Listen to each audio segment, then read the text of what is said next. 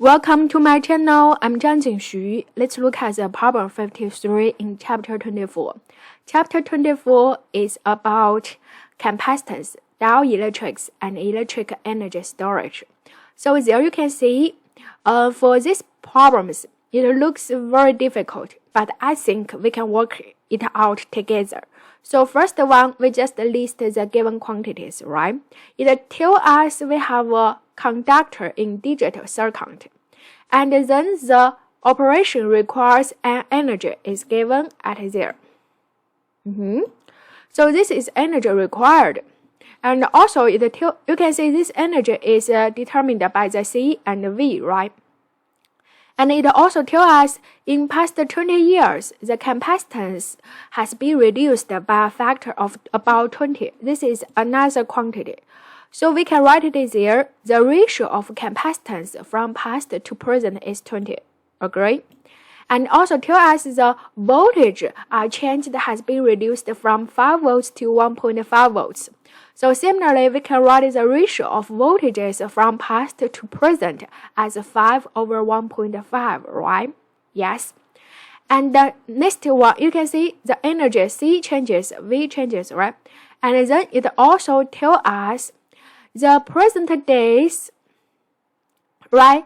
The one battery just equal to 5 batteries of the old times, right? So that means now the energy for present batteries equals 5 energy of batteries in the past, right? We listed it there. And then it tells us two present circuit of this PDA with display turn off for about 2 months. Now ask you, if an attempt was to made to construct the similar PDA, ask you how many old batteries would be required, and would this PDA fit in a pocket? So now we can just write down the size, write the diameter, and the length of this box. So now you can see all the quantity is listed there. How can we solve the problems? We can see there. We need to know how many old batteries we need.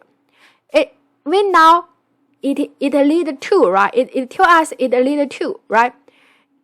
It tells us it lead 2 at the present. How much lead at the past? So it looks like we need to find the number ratio of the batteries from past to the present. Do you agree? Yes. So how can we do that? We can see the number of the battery needed from past is the total energy needed past divided by the energy from the one battery in the past. Do you agree? And the number of battery needed present is the energy present, the present energy required divided by the energy for one battery present. Do you agree? Yes. Now you can see the ratio for the energy of one battery from past and present is given at there. So it looks like we need to find the energy the total energy required from the past to present. Agree?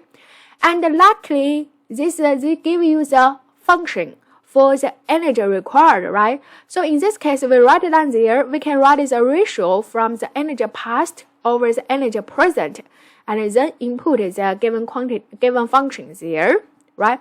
And then we can say n cancels, one half cancels, and there the capacitance ratio and the voltage ratio are given, so we input them inside. We get answer there, right? Yes. Now you can see we can input the ratio of energy required from past to present, and also input the energy for one battery of past divided by the present. So we input these two inside. We get this ratio of batteries is 1,100, right? So that means the number ratio of battery needed, the present is 1, the past is 2. The past is 1,100. This is battery ratio, right? Now tell you it takes 2 batteries present. So how much is needed in past? Just use 2 times 1,100. That is 2,200. Do you agree?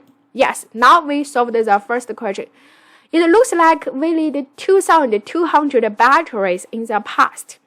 Now ask you, can we put these 2,200 batteries in this box? Of course not, right? So you can calculate the volumes for this box.